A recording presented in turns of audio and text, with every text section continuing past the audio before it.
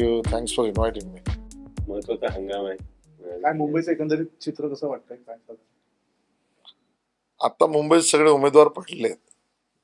खरं तर अजून चित्र स्पष्ट होईल कुठल्या कुठल्या मतदारसंघामध्ये अन्य पक्षांचे काय उमेदवार पडत आहेत. आता हे म्हणजे प्रमुख पक्ष आपण बघतो त्यामध्ये इंडिया अलायन्स आणि एनडीए किंवा महायुती आणि महाआघाडी.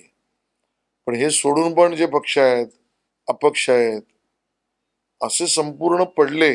ते विड्रॉल पर्यंत किती राहिले. ऑफकोर्स लोकसभेला अपक्षांचा आणि याचा इम्पॅक्ट खूप कमी असतो, पण ते कॅम्पेन ट्विस्ट करणारे काही कॅन्डिडेट असतात, नरेटिव्ह ट्विस्ट करणारे काही कॅन्डिडेट असतात. त्यामुळे खरं चित्र तेव्हा स्पष्ट होईल. पण तरी आताच्या घडीला सर्वसाधारणतः मूड जो दिसतोय, ज्यामध्ये मुंबईत मी 36 महायुतीचे मेळावे घेतले, मी महायुतीतल्या काही बैठका घेतल्या, काही ऍक्टिव्हिस्ट ग्रुप बरोबरच्या चर्चा बैठका झाल्या, काही ठिकाणी निमंत्रण गेल्यावर भाषणं केली, तिथे लोक भेटले असतील. अशा सगळ्यातनं मला खाली तरी जमिनीवर मुंबईमध्ये संपूर्णतः मोदी लाट दिसते आहे, मोदी वेव दिसते. आणि त्यामुळे त्या अर्थाने मला असं वाटतं की आम्ही उमेदवार नीट पोचवले आणि कॅम्पेनला राहिलेल्या दिवसांमध्ये नीट नरेटिव्ह झाला, जो करूच आम्ही, म्हणजे झाला तर म्हणजे प्रश्नचिन्ह नाही, करूच. तर 6 पैकी 6 जागा आम्ही जिंकू. 3 पक्ष असून सुद्धा किंवा 3 पक्ष नसल्यामुळेच हे जे जागा वाटप, कोण कुठे लढणार, हे एकत्र नसणं, याचं स्पष्टता यायला शेवटच्या दिवसापर्यंत थांबावं लागणार, हे मारक ठरतंय असं नाही का वाटत? त्यामुळे चर्चा जास्ती झाली. आणि कुठल्याही निवडणुकीमध्ये जेवढं स्ट्रक्चर्ड, जेवढं प्लॅन, जेवढं एक सुसूत्रीपणा दिसेल तो फायद्याचा असतोच ना. त्यामुळे मी असं म्हणणार नाही की जे झालं ते बरं काही अन्यथा भाष्य करण्याऐवजी माझं मत असतं जेवढंही टाळता आलं असतं तर बरं झालं असतं, असं माझं मत आहे. पण याच्यात म्हणजे मुख्य आक्षेप भाजपवरती येतो की भाजपला सगळ्यांच्याच जागा हव्या होत्या, मोठ्या भावाची भूमिका घ्यायची होती, मग त्यांना ठाणा पण हवी, नाशिक पण हवी. तर भाजप नेते म्हणून तुम्हाला काय मान्य आहे का हा आरोप? नाही, बिलकुल मान्य नाही. याचा अर्थ तिघांनाही मान्य नाही. तो जर तुम्ही भाजप, शिवसेना आणि राष्ट्रवादीचा घेत असाल, याचं कारण असं तिन्ही नेत्यांमधल्या चर्चा ह्या तशाच स्वरूपाच्या नव्हत्या की तू त्याची का घेतोयस, तो ह्याची का घेतोय. त्यांच्यातल्या चर्चांमधला हा भाग जरूर असेल की जिंकू कोण शकतं, बरं पक्ष कोण जिंकू शकतो आणि माणूस कोण जिंकू शकतो. दरवेळेला पक्षात चर्चा होऊ शकत नाही. पक्ष प्लस माणूस, अशी माणूस म्हणजे कॅन्डिडेट, अशी पण महत्वाची असते. त्या अर्थाने चर्चा याला थोडा आधीच सुरुवात व्हायला पाहिजे होती, पण त्याच्यात विसंवाद होता असं माझं म्हणणं नाही. आणि त्यामुळे त्याला लागला वेळ, हे खरं आहे. त्याच्यामुळे एकसंधपणा युतीचा दिसला नाही, हे तर झालं. त्याला त्याच्याशी मोजण्याचं कारण, याचं कारण प्रमुख नेते किंवा कार्यकर्ते किंवा पदाधिकारी यांच्यात काही वितुष्ट त्याच्यामुळे नाही आहे. तर त्याच्यामुळे 3 पक्षाचे नेते किंवा प्रमुख पदाधिकारी यांच्यात विसंवाद झालाय अशी काही परिस्थिती नाही. आकलनामध्ये माझं आकलन बरोबर का तुझं आकलन बरोबर याबद्दल वरच्या स्तरावर चर्चा झाली, पण वरना काही मीडिया, वरना काही पत्रकबाजी, वरना काही ज्याला आपण म्हणू रेटारेटी, असं काय झालं ना. आणि भारतीय जनता पक्षाच्या भूमिका याच होत्या किंवा जिंकण्याला लढलं पाहिजे. पण जिंकणं, winnability is a perception, right? I may think myself winnable, बरोबर आहे. तोच तो चर्चा होती ना. चर्चेला वेळ लागला तो त्याच्यातलाच आहे ना. तो मानला असता एकाने दुसऱ्याचा तर एवढा वेळ लागलाच नसता. आणि मला असं वाटतं की लोकशाहीमध्ये अशा चर्चा काय अडचणीच्या असू नये. हा मुद्दा कुठे येईल, बरं ठीक आहे, जसं काँग्रेसने सांगितलं एका स्टेजला की बाबा आम्ही सांगलीवरना आम्ही मैत्रीपूर्ण लढत करू, असं आमच्यातलं कोणी म्हटलेलं नाही. म्हणणारीने भूमिकाही घेतली नाही. काँग्रेसने, शिवसेनेने त्या भूमिका घेतल्या. शिवसेनेचं स्टेटमेंट होतं की एका सीटसाठी पंतप्रधान पद का नेतृत्व गमवायचं असेल तर विचार करा.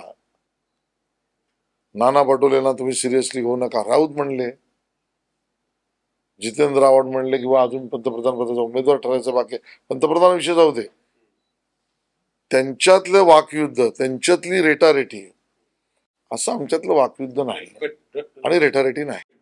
don't you think it reflects kind of a democratic spirit in opposition? I mean, तुमचे जे सगळे अलायन्स मेंबर होते, everybody so scared of Delhi. कोण कोणाला टीका करणार, कसं होणार? मग हे उलटे हे लोकशाहीवादी आहेत आणि असं नाही नाही नाही, का? मग ते बोलल्यावर एक संघही नाही, पण ते बोलल्यावर लोकशाही आहेत, आम्ही चर्चा केल्यावर आम्ही अलोकशाही आहोत, असं काही असण्याचं कारण नाही.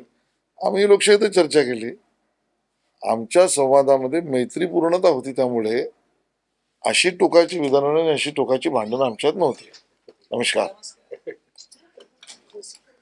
आमच्या विरोधकांमध्ये त्यांच्यात एक संघपणा तसा नाहीच आहे, नव्हताच. ना आयडिओलॉजिकली होता ना अदरवाईज. आयडिओलॉजिकली भाग आता वादापुरता बाजूला ठेव, पण त्यांच्या संवादात त्यांनी केलं काय? उत्तर मुंबई काल सगळ्यात शेवटची डिक्लेअर केली होती, त्यांनी ती कोणी लढायची, म्हणजे हरणारी सीट सुद्धा कोणी लढायची त्याच्यातही संवाद नव्हता त्यांचा. आम्ही तर जिंकेल कोण याच्यामधलं आमची चर्चा होती. आणि डेमोक्रेटिकली म्हणायचं तर त्यांनी डेमोक्रेटिकली चर्चा करायला आमचं काय ऑब्जेक्शन नाहीच आहे ना.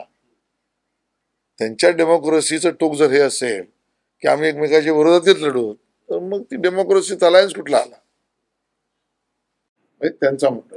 अर्थात जर वादविवाद आले, डेमोक्रेसी इज अ नॉइझी, त्याच्यामुळे ती you are democratic. I am happy that you admitted that.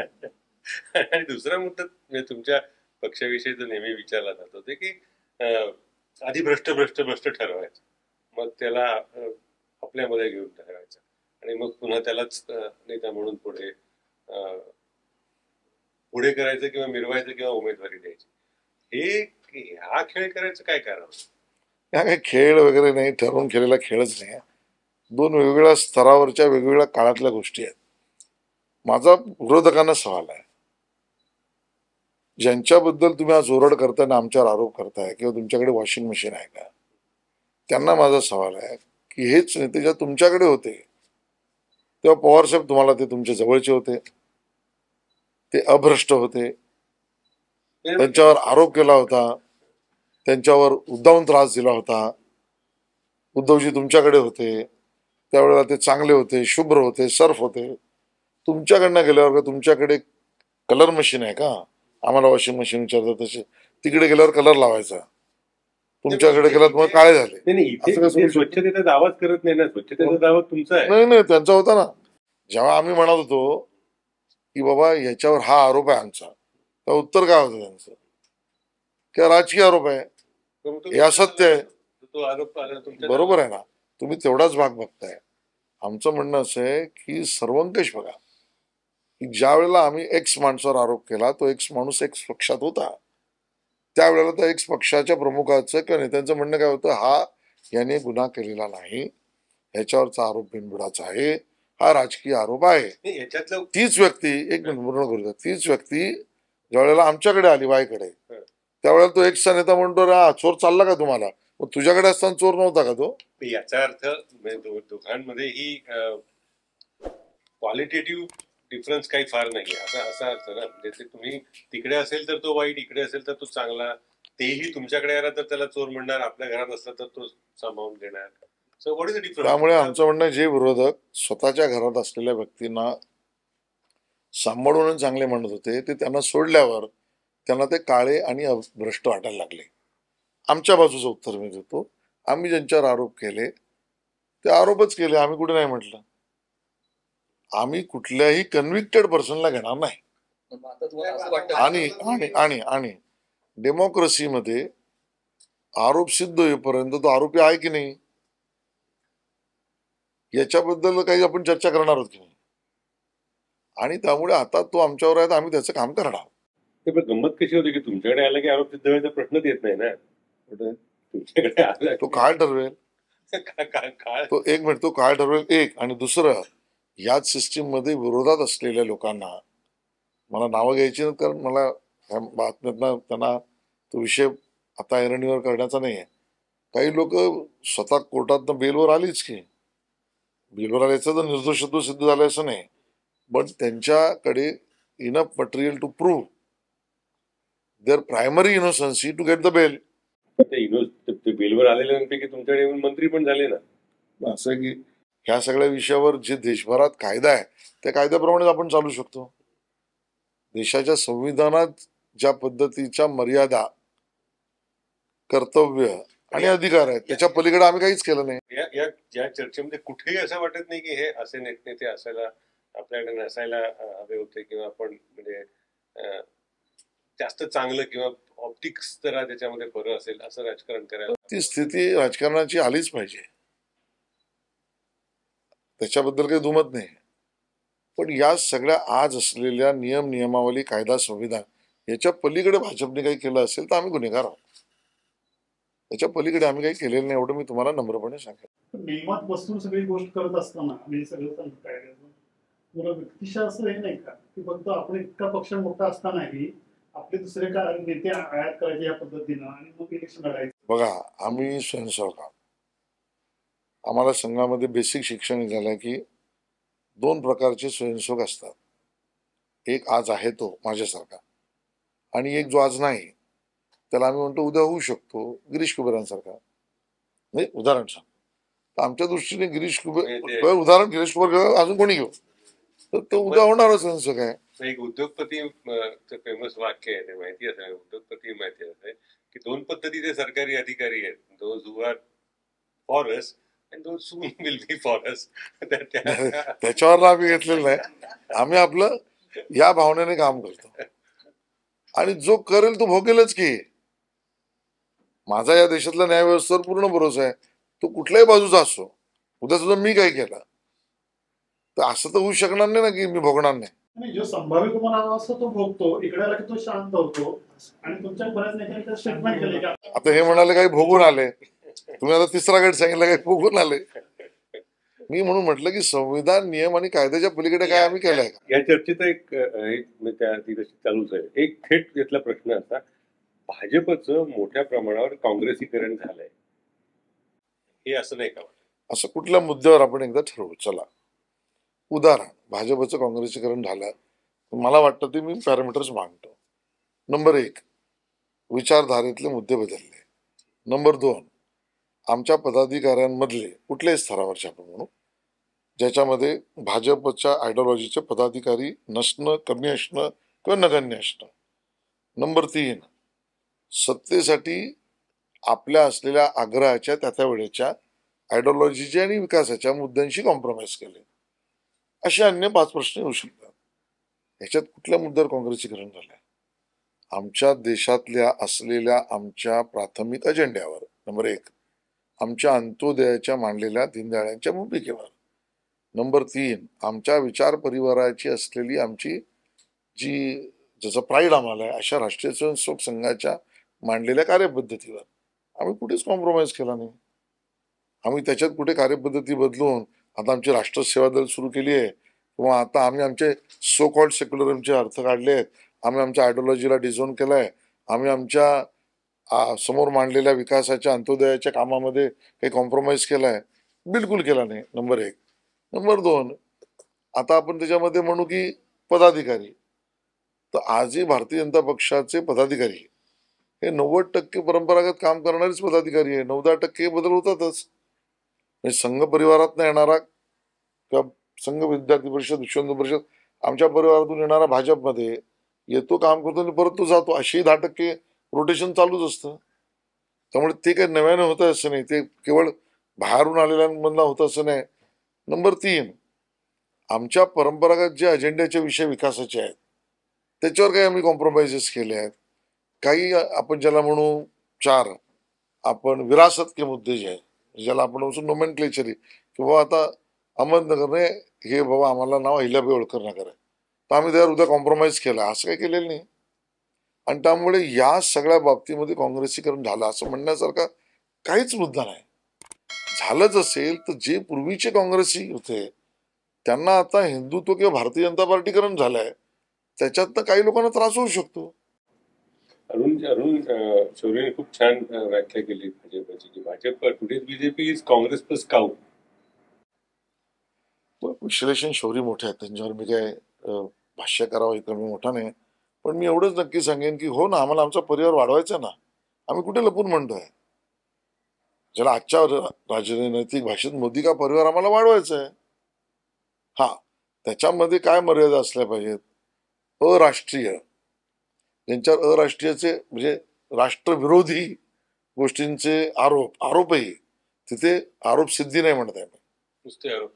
आरोप सुद्धा आता भ्रष्टाचार हा राष्ट्रविरोधी असतोच, म्हणजे तुम्ही लगेच पटेलांवर तसे त्याच्यावर राष्ट्रविरोधी झाले होते ना. नाही, त्याच्यामुळे याच त्यांना बेल मुळात त्याचे जजमेंट वाचा की बेल बरोबर जे दिले त्याच्यामध्ये, तर तिथं न्यायिक व्यवस्था आहे. तर माझं असं म्हणणं या सगळ्या बाबतीत आम्ही निषिद्ध राहू, कन्व्हिक्टेडच्या बाबतीत निषिद्ध राहू, आम्ही त्याला जवळ घेणार नाही. पण आम्ही सरसकट आमच्या आयडिओलॉजीशी तुलना आणि कॉम्प्रोमाइज करणारच नाही, करूच शकत नाही. हे गमतीशीर शब्द वापरला, सरसकट. नाही, ऑल टुगेदर मला म्हणायचं सिलेक्टिव्ह करू असा अर्थ का? नाही, शून्य करू, चला अजून काय करू. अजित पवारांवर सिंचन गैरव्यवहार प्रकरणी आरोप केले, प्रफुल्ल पटेलांवर विमान खरेदी आणि ती इक्बाल मिर्चीची प्रॉपर्टी, नंतर तटकरेंवर सिंचन घोटाळा, किंवा रवींद्र वायकरांवर ते हॉटेल असेल, किंवा कोर्ला इथली जमीन खरेदी, किंवा सुनेत्रा पवारांवर चरण देशवर, असं 7-8 लोक आहेत. यामिनी जाधवांवर एवढी रेड आली आहे, सापडलेलं आहे हातात प्रॉपर्टी. तर असे सगळे तुम्ही आरोप केले, इन्व्हेस्टिगेशन मध्ये सापडले, तथ्य चार्जशीटच्या लेवलवर कोर्टात मॅटर आहेत. तर तरी सुद्धा तुम्हाला असं वाटतं का या सर्वांविरुद्ध तुम्ही आरोप करताना चूक केली, किंवा आपण करायला नको, ते स्वच्छचारिता, ते भ्रष्टाचाराने नसलेले नेते आहेत असं वाटतं का निदान? तेव्हा जे केलं ते संविधान आता ते कसे आहेत असं वाटतं, आणि ते स्वच्छचारिता सुद्धा तेव्हा जे केलं ते संविधान नियमामध्ये केलं. आज केलेला निर्णय सुद्धा संविधान नियमामध्ये केला. आरोप करणं संविधानात नाहीच आहे काहीच. का आरोप आम्हाला अधिकार आहे, हा, आरोप करण्याचा अधिकार आहे. संविधानिक फक्त अधिकारात तुम्ही जे आरोप केलं. केले ते चुकीचे होते, किंवा आणि ते आता भ्रष्ट नेते नाहीच आहेत, न्यायालय ठरवेल. स्वच्छचारित्र्याचे आहेत. नाही, पण आता ठरले ना. हे बनाना रिपब्लिक नाही की प्रत्येक माणूस केलेल्या आरोपाचं इव्हॅल्युएशन करेल. प्रफुल्ल पटेल चुकले, न्यायालय आपलं काम करेल. म्हणजे मग आरोप करता आमची चूक झाली, त्यांच्या विरुद्ध पुरावे नाही, चुकीचे आरोप केले गेले आमच्याकडनं, जे असं वाटतं आरोप का केले तुम्हाला? ते नियमात केले. आता जो केलेला निर्णय नियमात केला. आता या एक एक व्यापक पक्ष म्हणून प्रश्न आहे की शोकेस करावं, दाखवावं, असं बरंच काही तुमच्या पक्षामध्ये, तुमच्या पक्षाच्या सरकारांमध्ये असताना एक चांगल्या दर्जाचं राजकारण करण्याची क्षमता असताना हे असले उद्योग का करावेसे वाटत नाही? तुमचं ते काम पुरेसं नाहीये का? म्हणजे चांगलं राजकारण, चांगलं अर्थकारण जर ते मानलं तर ते पुरेसं नाहीये का की या ज्या विद्वेषाच्या मुद्द्यांचा संदर्भ असेल, किंवा हे अन्य पक्षीय नेते घेणं असेल, म्हणजे तुमचं बाकीचं राजकारण एवढं पुरेसं आहे की त्याच्यावरती तुम्ही नाही का सत्ता? मुळामध्ये मला त्याचे धन्यवाद दिले पाहिजे की आम्ही परंपरागत जे करतोय ते पुरेसं आहे किंवा योग्य आहे किंवा बरं आहे असा वाटणारा एक वर्ग आहे ज्याच्यात तुम्ही आहात, त्याचा आनंद आहे. पण मुद्दा असा आहे, आम्हाला मोदी का परिवार वाढवायचा आहे. आम्ही त्याच्यात काही लपून बोललेलो नाही. जे निर्णय केले आता त्याच्यात तुम्ही जर फोडाफोडीचे म्हणाल तर त्या बाबतीतही स्पष्ट भूमिका आहे. 2 पक्ष फुटले कारण त्यांच्या मुलगा आणि मुलगी, पुत्र आणि पुत्री प्रेमामुळे फुटले. एकनाथ शिंदेना स्थान योग्य दिलं असतं किंवा शिवसैनिकाला स्थान दिलं असतं, मुलालाच युडी देणार आहे, MMRच मुलाला करणार आहे, उद्या जाऊन मुलालाच CM करणार आहे, अशी भूमिका उद्धवजींनी घेतली नसती तर जी असुरक्षितता शिवसेनेच्या त्यावेळेच्या शिवसेनेच्या नेत्यांना वाटली ती वाटली नसती. त्यामुळे ह्याच्यात बीज आमचं काही आहे असं म्हणण्याचं कारण नाही. पवार साहेबांचं पण तेच आहे. जर अजितदादांना नेतृत्व दिलं असतं किंवा त्यांना असुरक्षित वाटलं नसतं, मुलींच्याच बाजूने त्या तिलाच अध्यक्ष करायचं आहे, अशा स्वरूपाची त्यांची इंटरनल वर्किंग नसती तर कदाचित तेही झालं नसतं. 1 आणि 2, ह्या दोन्ही पक्षांना धडा तर शिकवलाच पाहिजे. ही भूमिका अमित शहानी स्पष्ट घेतली. इनको दंडित करना चाहिए. याचं कारण स्पष्ट आहे ना. उद्धवजींनी धोका केला आणि पवार साहेबांच्या पक्षाने लबाडी केली. उद्धवजींनी आमच्या बरोबर मतं घेऊन सरकार बनवण्याची संधी मिळते का समजून दुसऱ्या बरोबर त्या ठिकाणी सरकार बनवलं. हे कुठल्या नैतिकतेमध्ये होतं? 2017 असो का 2019 असो, दोन्ही वेळेला पवार साहेबांनी स्वतःहून प्रस्तावित केलेल्या गोष्टींमध्ये तुमचं आमचं सरकार करू या मांडलेल्या दोन्ही वेळेच्या भूमिका आणि त्याच्यापासून वेळ काढून त्यात तिसरं काही करता येतं का हे बघून जो लबाडीपणा केला, you can defeat us, no issue. Democratically आम्ही केजरीवालांसमोर हरलो, आम्ही ममता समोर हरलो, आम्ही आमची राजकीय लढाई लढतो. तुम्ही आम्हाला धोकाधडी आणि लबाडी करून आमच्याशी वागणार असाल तर त्याला चाणक्य नीतीनेच उत्तर द्यावं लागेल. आणि म्हणून हे दोन्ही पक्ष फुटणं, याची बीजं जरी त्यांच्या स्वतःच्या कर्तृत्वात असली तरी त्यांना धडा देणं हे आमचं कामच होतं. आणि ते आम्ही केलं, याच्यात काहीही आम्हाला चुकीचं केलं असं वाटत नाही. तर त्यांनी तुम्हाला गंडवलं, हं, मी म्हणलं लबाडी केली. म्हणजे फसवलं. पण नाही नाही, मी मी मी लबाडी केली त्यांनी असं म्हणलं. लबाडी केली. पण 95 पासनं भाजपचा आधार, भाजप उभा राहिला तो अँटी पवार फिलिंगवर. हा, म्हणजे मुंडेंपासून जी आपण चळवळ बघितली की ते दाऊदचे पुरावे, मग तो खैरना आणि ते सगळं, आणि मग नंतर आता 14च्या विजयापर्यंत जिथे काय ते जलसिंचन घोटाळा, असं असताना परत त्यांना वाटत असेल तर ठीक आहे, म्हणजे त्यांचा त्यांचा तो राजकारणाचा भाग झाला. पण तरी सुद्धा ज्या राजकारणाच्या विरोधात आपला पक्ष विस्तारला त्याच राजकारणाच्या बरोबर सत्ता स्थापन करायची गरज आपल्याला वाटू नये असं तुम्हाला नाही का वाटत? म्हणजे तुमच्या पक्षाला नाही का वाटत? आणि मुळामध्ये हा प्रश्न त्यांनाही लागू होतो. काय म्हणून म्हणत, त्यांचं तर आहेच, त्यांना हा मुद्दा आहेच ना. पण मी त्यांचं उत्तर का देऊ? नाही, बरोबर, म्हणूनच मी भाजप महाराष्ट्रातल्या मतदारांचा चोखंदळपणा हा सर्वतोपरी आहे, बेस्ट आहे. मी त्याच्यावर काही भाष्य करत नाही. पण गिव्हन सिच्युएशन मध्ये मॅन्डेट काय आलं? 2014ला सगळे पक्ष वेगळे राहिले. मी तोच त्यांना देणार नाही. कदाचित आम्ही सगळीकडे पोचायला कमी पडलो असतो, आमचे विश्वास मत गोळा करण्यात कमी पडलो असतो, तेव्हा जर 125 ऐवजी 145 आले असते, विषय संपतो. त्यामुळे एकंदरीत या सिस्टीमला आपल्याला विचारात घ्यायला लागेल. नाही तर मग हेकेखोरीपणा करायला लागेल की नाही, मला पूर्ण बहुमत दिलं नाही तर मी सरकार बनवणार नाही, अन्य कोणाला समर्थन देणार नाही, अन्य कोणाचं घेणार नाही.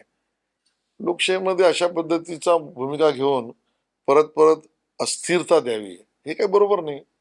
मग त्या वेळेला अस्थिरता देण्यापेक्षा त्यातल्या त्यात स्थिर राज्याच्या हितासाठी काय करता येऊ शकतं, कुठल्या 2-3 मुद्द्यांवर आपण एकत्रित चालण्याचा निर्णय करू शकतो आता काही काळापुरता, असे विषय सुद्धा त्या वेळेला येतात. मी पवार स्पेसिफिक उत्तर देत नाही, मी तुम्हाला जनरल उत्तर देतोय.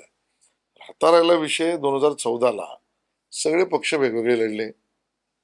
पवार साहेबांना काय आम्ही सांगितलं नाही ना की तुम्ही आम्हाला बाहेरना पाठिंबा द्या.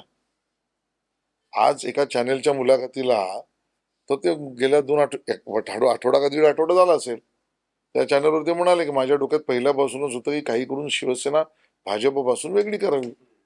आणि म्हणून म्हटलं की त्यांच्या पक्षाने लबाडी केली.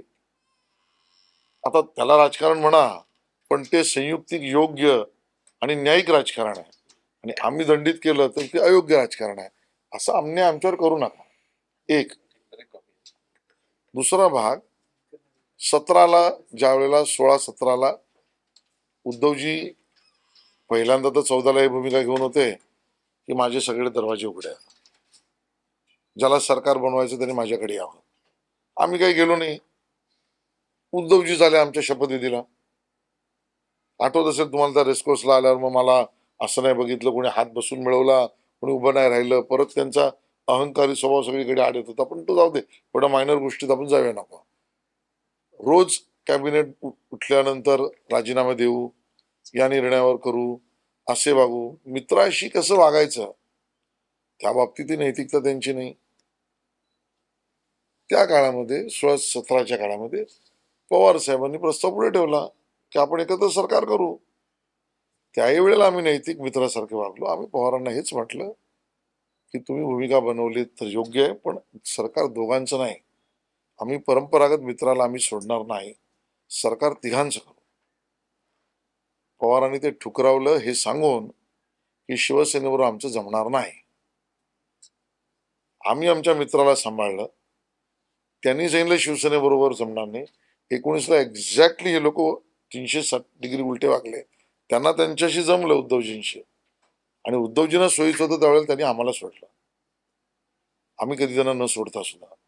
आणि मग अशा वृत्ती ज्या आहेत, ज्या विश्वासघातीकी आणि लबाडीच्या आहेत, त्यांना दंडितच केलं पाहिजे. याच्यात आम्हाला कुठेही शर्मंदगी वाटत नाही. तर त्या 14 ते 19च्या कालखंडामध्ये सुद्धा म्हणजे आणि म्हाताऱ्याला पूर्वीच आपण मुद्दा म्हणतो. तर होय, खरं आहे ना, पवार साहेबांच्या विरोधामधले म्हणजे मुद्द्यांवर विरोधात. पवार साहेब कसे दिसतात, पवार साहेब काय खातात, याच्यावर तर काय आमचा विरोध नसण्याचं काय कारण नव्हतं. त्यांनी घेतलेल्या भूमिकांच्याच विरोधात होतो आम्ही. विचारधारा असेल, विचारधारेच्या विरोधात होतो. पण त्या काळाच्या आधी तुम्हाला माहित असेल तर उत्तमराव पाटील हे पवार साहेबांच्या मंत्रिमंडळात होतेच. 78 सालची हा, म्हणजे गोष्ट आहे. त्याच्या आधीची बॅकग्राऊंड आहे. नाही, आणि म्हणून मी असं म्हटलं हर्षवर्धन पण होते. आणि त्यामुळे स्थिरता, राज्याची आवश्यकता असेही मुद्दे त्या वेळेला येतात.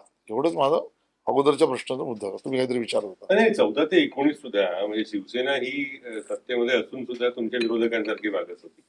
तो नाणारचा प्रकल्प असेल, वाढवण असेल, जे काय असेल ते असेल.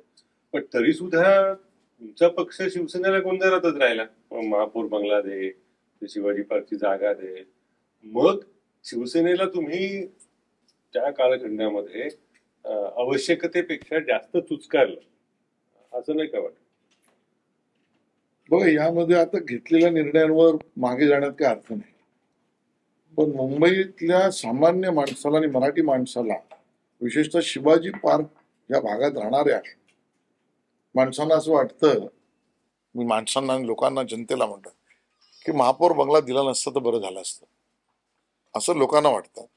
आम्ही निर्णय करताना आमचं बाळासाहेबांवरचं असलेलं प्रेम, श्रद्धा, आपुलकेपणा, इतक्या वर्षाचा संबंध आणि त्यांच्याबद्दल असलेला आम्हाला आदर, याच्यावरच निर्णय केला. आणि त्यामुळे तो निर्णय आम्ही केला. तो बाळासाहेबांना दिलेला आदराचा आम्हाला पश्चाताप होत नाही. पण त्याच्यावर उद्धवजी स्वतःची मालकी गाजवायला लागले तर जनतेचा अपेक्षा ह्या सार्वजनिक ती प्रॉपर्टी असली पाहिजे, याच्याच आहे, असं आम्ही त्यांना नक्की आठवण करू. नाही, कारण मी हा अशासाठी विचारतो की तुम्ही नेहमी राज्याच्या हिताचा वगैरे वगैरे असा दावा करता. भाजपचं राजकारण तसं असतं. पण त्या राज्याच्या हिताचे 2 प्रकल्प आहेत, शिवसेनेने पाठिंबा काढून घेतला तरी हरकत नाही, असा पाणीदारपणा जसा मनमोहन सिंग यांनी 18 साली न्यूक्लिअर डीलच्या विषयी दाखवला होता, तसा तुमच्या कुठल्या नेत्याने दाखवला? अटलजीने दाखवलं. नाही, मी ते महाराष्ट्रात 14 ते तुम्ही 19 मनमोहन सिंगांचं उदाहरण दिलं म्हणून मी अटलजींचं दिलं. त्यांनी दाखवला तो वेगळाच मुद्दा आहे. महाराष्ट्रातला तुम्ही मला उदाहरण द्या. वाढवण आणि नाणार हे प्रकल्प राज्याच्या हिताचा आहे, ते होणार. शिवसेनेच्या विरोधात आम्ही घेतली भूमिका, आम्ही नाही ऐकलं त्यांचं. पण तुम्ही घेतली नाहीत ना ती. नाही, असं बघा, असे कालही आम्ही मोठे भाऊच होतो शिवसेनेच्या तुलनेत, आजही मोठेच आहोत. आणि मोठ्या भावाने समंजसपणे वागायचं असतं, निर्णय पण करायचा असतो आणि घर तुटलं नाही पाहिजे हे बघायचं असतं. ते फक्त तोंडाच्या फुशारकीने मोठे भाऊ म्हणून स्वतःला गाजवत होते उद्धवजींचा पक्ष. आम्ही खऱ्या अर्थाने मोठ्या भावाच्याच भूमिकेत असल्यामुळे लोकांच्या आशीर्वादाने आम्ही मोठेच होतो.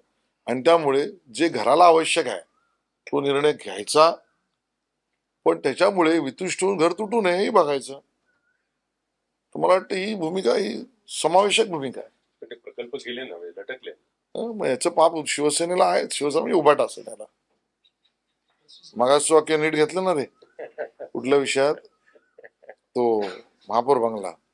पश्चाताप नाही, आम्हाला पश्चाताप नाहीये. आणि उद्धवजीने खासगी प्रॉपर्टी करू नये, जनतेचं मत आहे ते आम्ही त्यांना आठवण करून देऊ. सार्वजनिक मालमत्ता आहे याची आठवण करून देऊ. सीट जब आपने दे दी अलायंस पार्टनर को, तो इट्स देयर प्रेरोगेटिव कि वो किसको टिकट दें. बट दोज टिकट्स जो आप अभी शिवसेना ने दिया वायकर जी को और यामिनी यादव को, I mean we are hearing that there is a lot of discomfort in the workers, BJP workers also, because 6 months back, I mean till 6 months back आप ही के लोग मतलब उनके बोलते थे कि ये they are tainted and all that. Now it's such a discomforting situation कि they will have to go and ask for votes from their voters कि इनके लिए आप वोट करिए. I mean, how comfortable are you with such a situation? ये बात तो सही है कि हमारे लोगों का कुछ कहना उसके ऊपर है, और उस कहने को डिस्कम्फर्ट मत समझे, डेमोक्रेसी समझे. अपनी बात मन में है, अगर पार्टी के अंदर है के वो पार्टी के नेताओं से बता रहे हैं या बोल रहे हैं या बोलना चाहते हैं, तो उसमें कोई गलत नहीं है. उस मर्यादाओं को किसी ने तोड़ना नहीं है. मैत्री की, अलायंस की मर्यादाओं को, ये हमारा क्लियरिटी है. लेकिन एक बात आती है ना कि if you are not convinced yourself, आप कैसे सामने जाके वोटर को कन्विंस करेंगे? हमको मतलब you have to be 100% convince है कि तीसरी बार मोदी जी को लाना है। हमारे मन में पॉइंट नॉट 1% भी अनकंफर्ट या असमंजसता नहीं है। तीसरी बार मोदी जी की सरकार लानी है और हम राम मंदिर हमने बनाया है, यानी सबने मिलकर बनाया है, लेकिन हम श्री कृष्ण और चाणक्य दोनों के भी भक्त हैं, तो दोनों नीति हम जानते हैं। ते पण ह्या प्रश्नाला धरून एक आहे की मार्चच्या पहिल्या आठवड्यापर्यंत किरीट सोमय्या असे आरोप करत होते की म्हणजे सांगत होते की वायकरांना अटक होणार, 2 दिवसात अटक होणार, 2 दिवसात अटक होणार. हसन मुश्रीफ नाही वायकरांचं तेच वायकर सगळे आणि ते वायकर तुमच्या आता उमेदवार झाले, तुम्हाला आता प्रचार करायला लागतं. हे कसं कितपत हे मोदीजींना प्रधानमंत्री बनवायचं आहे, क्लॅरिटी आहे. अरुण गवळींनीच पाठिंबा दिला तर कोणाला? भाजपला म्हणजे झालं ना. अरुण आपण गवळी आज नाही. सांगितलं ना. अधिकृतपणे अरुण पक्षाने- गवळी म्हणजे त्याच्या पक्षाचं म्हणणं हा, आहे. हा. आम्ही काय मागितलेलं नाही. नाही म्हणजे मग मोदींना प्राईम मिनिस्टर मागितलं ना, करायचं. नार्वेकर गेले होते, त्यांनी सांगितलं उलट आम्ही महापौरही करू त्यांना, त्यांच्या मुलीला. ते तसं बोललेलं नाहीत, त्याचा परिपक्ष वेगळा आहे. संपूर्ण ऐकल्यावर आपल्याला ते कळेल, पण मला त्याच्यावर भाष्य नाही करायचं. आम्ही हे जाऊन त्यांच्याकडे पाठिंबा मागितलेला नाही. परस्पर कोणी आम्हाला पाठिंबा देत असेल तर त्यांना विचारा. मग तुम्ही घेणार का हा मुद्दा? कुठे चर्चेचा मुद्दा आहे? आमच्या ठिकाणी हा चर्चेचा मुद्दा नाही आहे. ते नार्वेकरांनी पाठिंबा मागितला, ते भाषण जर संपूर्ण ऐकलं तर मला तुमचा पाठिंबा हवा आहे. तुमच्याशी मैत्री करायला आलोय, तुमच्या घरातला मला एक समजा आणि मी भावाप्रमाणे यांना महापौर करण्यासाठी त्यांच्या नार्वेकरच येते. नार्वेकर हे विधानसभा अध्यक्ष, भाजपचे ज्येष्ठ नेते. उत्तर नार्वेकर, मी अध्यक्ष आहे, मी माझं उत्तर दिलं पक्षात. दुसरा एक प्रश्न म्हणजे मगाशी तुम्ही जे मला 144-45 लाखांचं, तुम्ही 120च्या पुढे 125च्या पुढे अजून गेलेले नाही. 2014 पासून अजून तुम्ही प्रयत्न करताय. तुम्ही असं म्हणता की महाराष्ट्राचं वातावरण अनुकूल आहे, पण तरी तुम्हाला अजून ती मित्रपक्षांची का मदत म्हणजे करत नाही? 125चं माझी फिगर तुम्हाला अजून तेवढी हे नाही आहे का? नाही खरंच आहे ना, डिनाय करण्याचं काय कारण आहे? आम्ही 125च मॅक्झिमम गेलो तर सत्यच आहे. आम्ही अजून प्रयत्न करू, पण आम्ही स्वतःला प्रामाणिकतेने जेव्हा म्हणतो की बाबा हो आम्ही 100% करणार आहे, त्यावेळेला आमच्यावर आरोप करता तुम्ही म्हणजे विरोधक, की काय तुम्हाला विरोधी पक्षाची हाऊस द्यायचं नाही का, विरोधी पक्ष नकोच आहे का, तुम्हाला हुकुमशाहीच हवी आहे का? हा दुटोपीपणा कसा चालेल? मी म्हणतोच आहोत की आम्हाला वाढायचंच आहे, आम्ही जनतेमध्ये जाऊ, आम्ही 100% भाजपाचा प्रयत्न करू. आणि त्यामुळे असे जे आरोप केले जातात, नाशिकच्या दिवसात तुम्ही घेऊ 100%. हो बरोबर ना, मग आम्ही आजही म्हणतो की नाही कसं, आणि तो अधिकार अन्य कुठल्याही पक्षाला आहे ना, मान्यच आहे. अन्य कुठल्याही पक्षाला असू शकतो. म्हणजे उद्या त्याच्यात आपण असं म्हणू की MIM ला वाटलं तर ते कसं म्हणू शकतात आम्हाला वाढायचंय, तर त्यांच्या म्हणण्यावर मी काय रोख लावू शकत नाही, कारण तो अल्टिमेटली जनतेचा जनतांचा मुद्दा आहे. पण एक मिनिट, मुद्दा माझा एवढाच आहे की असं मूल्यमापन करताना हे मूल्यमापन करायला लागेल. सर्वसाधारणतः 80च्या दशकानंतर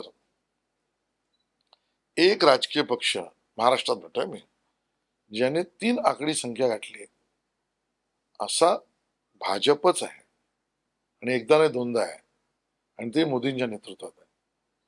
आज 112 असताना मित्रपक्षांचे आणि 125 भाजप असताना, पण तरीही फॅलसी आहे विश्लेषकांची आणि राजकीय बुद्धिवाद्यांची, तरी या राज्याचा सर्वोच्च नेता त्यांच्या दृष्टीने उद्धव ठाकरे आणि शरद पवार असतो, की ज्याला 2 आकडी संख्या पूर्ण करताना दमछाक होते, तरी ते सर्वोच्च राज्याचे नेते असतात.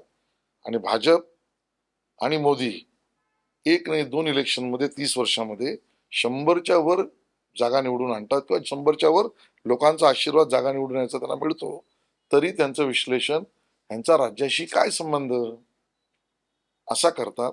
हा राजकीय बुद्धिवादांची फारसी आहे. ते बाळासाहेब असताना सुद्धा शिवसेनेला कधी ते जमलं मी नव्हतं. उद्धवजींना शरद पवार आजच्या मी सांगतो, हो.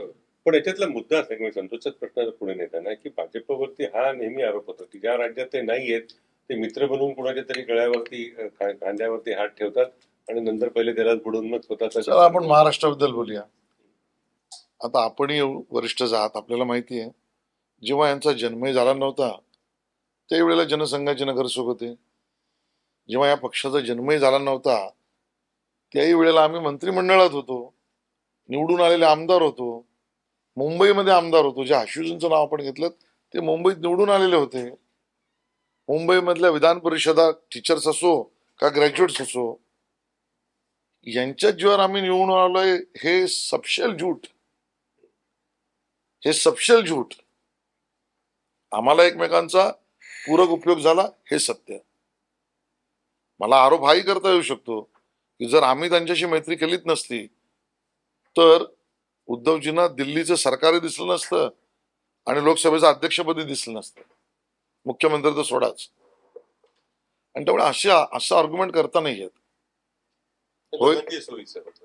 त्यामुळे पूरक होतो आम्ही महाराष्ट्रात, म्हणजे मुळातच तशा अर्थाने एक राष्ट्रीय पक्ष जो मुंबईत आणि महाराष्ट्रात जन्मला तोच भाजप आहे, अन्य कुठला पक्षच नाही. राष्ट्रीय पक्ष आमचा जन्मच मुळी बांद्राला झाला. तरी सुद्धा तुमच्या भाजप तुमच्या पक्षाचा चेहरा काँग्रेसप्रमाणे मुंबईपुरता महाराष्ट्रापुरता अमराठीच राहिलेला आहे. म्हणजे आशिष शेलार हा एक व्यक्ती म्हणून एक अपवाद सोडला तर व्यक्ती म्हणून, पक्ष म्हणून नाही, तर काँग्रेसला जशी अमराठी समजली जाते आणि मुंबईमध्ये निदान, तसा भाजपही हा अमराठीत समजला जातो ना. ही पण विपर्यास आहे, चुकीचा कॅम्पेन आहे. नितीन गडकरी काय पाकिस्तानमधून आले आहेत का देवेंद्र फडणवीस अफगाणिस्तानमधून आले आहेत? मुंबईमध्ये मुंबई मुंबईमध्ये होतात. माझ्या अगोदर विनोद तावडे अध्यक्ष होते, भाई गिरकर अध्यक्ष होते. ही सगळी गिरणगावातलीच मंडळी आहे. म्हणजे भाई गिरकर भायखळ्याचे, तेजुगाय मायन्शन मधला विनोद तावडे आणि त्याच्या अगदी रामदास नाईक.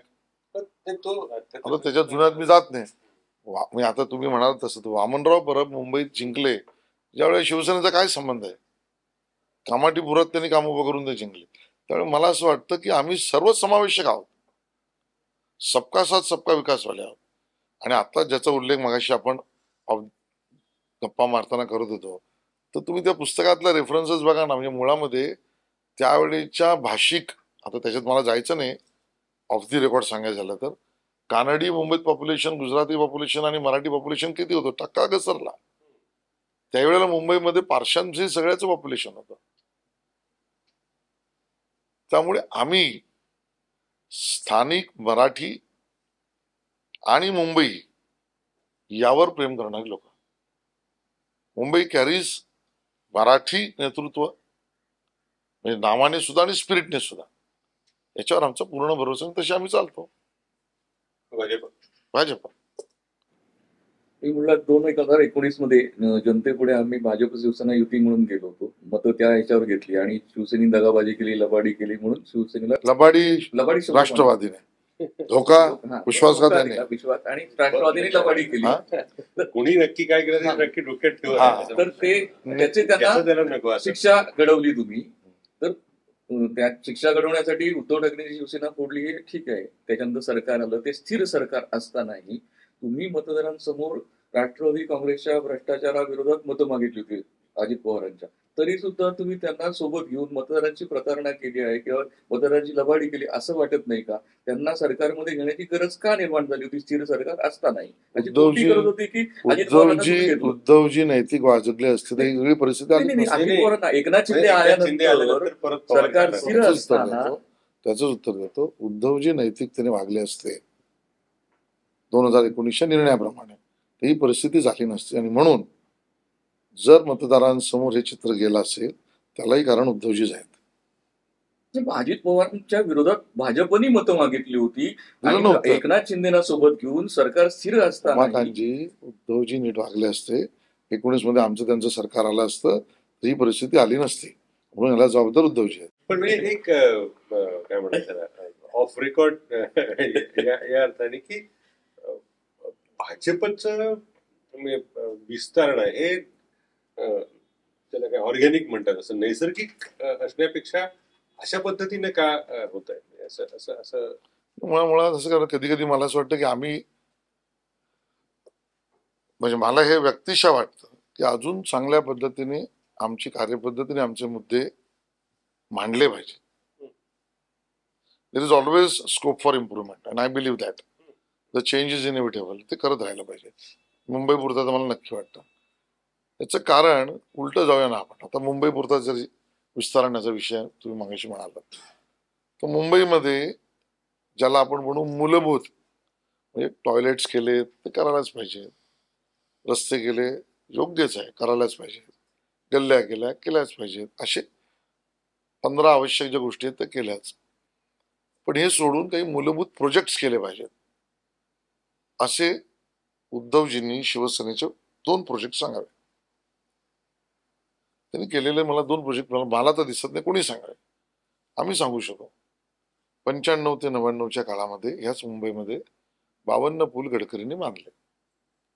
आम्ही सांगू 90च्या दशकापूर्वी असलेला अंडरवर्ल्ड, गाडी घेतली तरी फोन यायचा, नवीन शॉप खोललं तरी हप्ता वसुली व्हायची. मुंडेंनी अंडरवर्ल्डचा कर्दन काळ म्हणून काम केलं. शूटआउट्स काय त्या काळात झाल्या सगळं आपण बघू शकू, जे कायद्यात असेल ते. आम्ही हे सांगू शकू देवेंद्र फडणवीस असताना त्या ठिकाणी मेट्रो 1 नाही 9 मेट्रोचे रूट, कोस्टल अटल सेतू याच्या भूमिका आम्ही केल्या.